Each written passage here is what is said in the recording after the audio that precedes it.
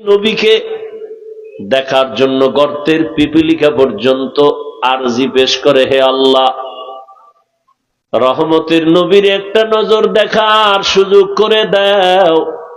গর্তের সাপ অপেক্ষা করে নবীর এক নজর দেখবে।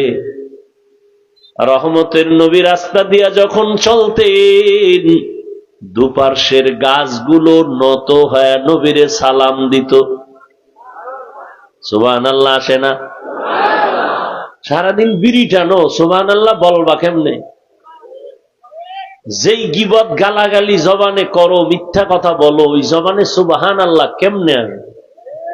আল্লাহ হেদায়াত দান করুন। ওয়ামা খালাকতুল জিন্না ওয়াল ইনসা ইল্লা লিয়াবুদুন। আল্লাহ বলেন, আমি মানুষ আর জিন ইবাদতের জন্য আমি বানাইলাম। তুমি চাকরি করো ইবাদত,